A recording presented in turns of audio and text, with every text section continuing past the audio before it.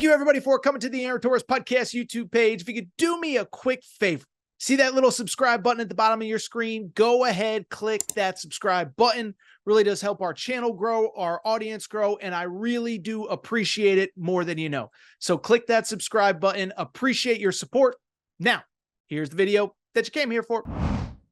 North Carolina State, 24th in the country. They are playing the Tennessee Volunteers. This game is in Charlotte. It is a night game. It is a top 25 matchup. And you talk about an intriguing game as the Tennessee Volunteers are a 7.5-point favorite in this game. The over-under in this one in Charlotte is set at 60.5.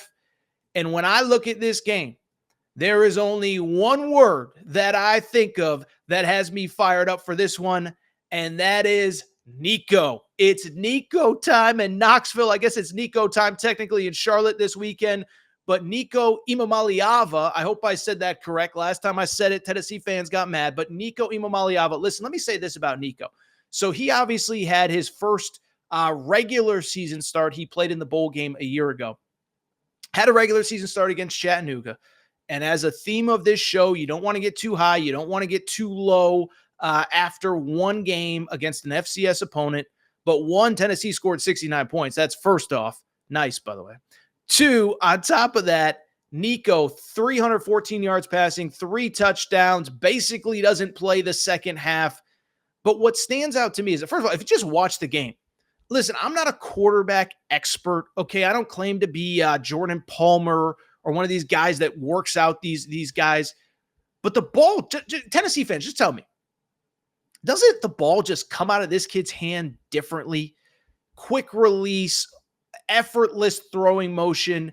You just see why he was a 5-star. And some of the times you see a 5-star and you just kind of sit there and say, I don't know if I really see it.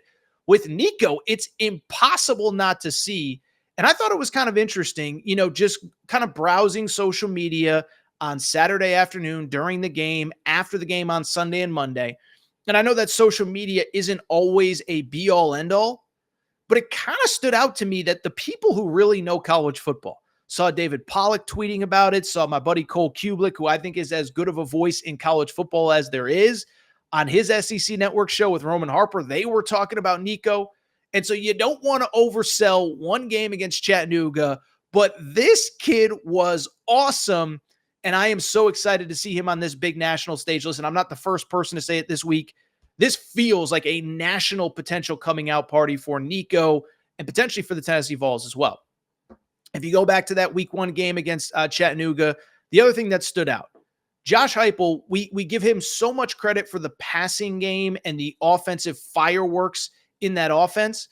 I guess that's where offensive fireworks come from, is an offense. But anyway, neither here nor there. I think the thing that stands out, though, remember last year, they were one of the top rushing teams in the country, top 10 rushing offense nationally.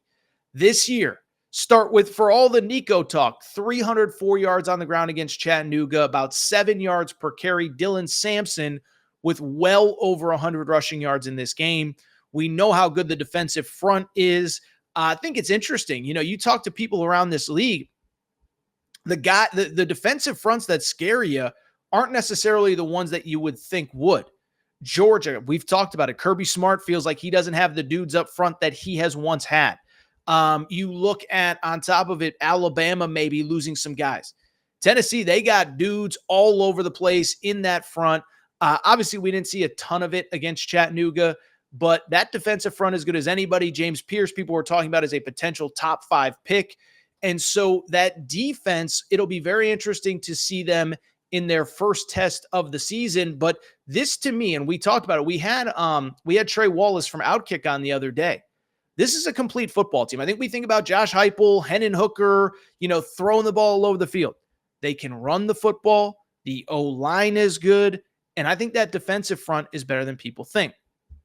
NC State's opener, not nearly as good. And like I said a minute ago, you don't want to overreact on a positive way to a very, very good debut like Tennessee had, but you don't want to overreact in a negative way with NC State either. This was a team that I think most people liked this coming into the season, coming off a 9-win year. I think you can legitimately argue that, especially with the way Clemson and Florida State have looked early, that they are a threat in the ACC.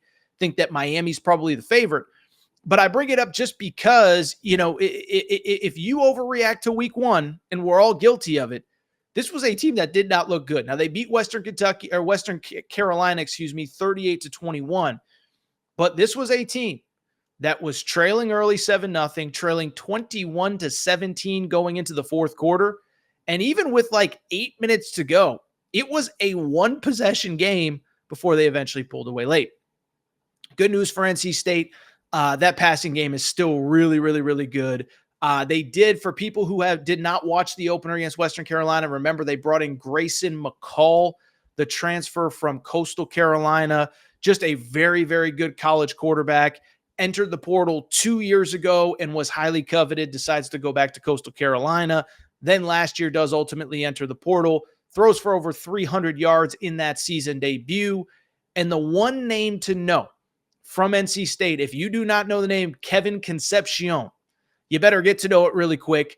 9 catches, 121 yards in the opener. But here's the crazy part. This is a true sophomore. Last year had 71 catches, and he had 3 different 100-yard receiving games.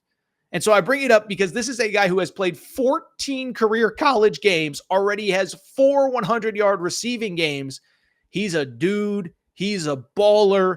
And he gets his stats no matter what. Josh Heupel, if you listen to his Monday press conference, really made it a priority to talk about this kid and how many problems that he causes and what the problems that he could cause for the Tennessee defense. And so when I look at this game, let's start there. Because at the end of the day, I think Tennessee is going to win this game. But what I will say, if you're looking for a betting pick, I feel much more comfortable with taking the over of 60.5 than I do taking Tennessee in the side. And here's the reason why. Bottom line for Tennessee, if you were looking for a weakness on this team coming into the year, secondary just flat out has no experience. All 4 starters from last year are gone. 11 players in the secondary who played snaps last year were not back.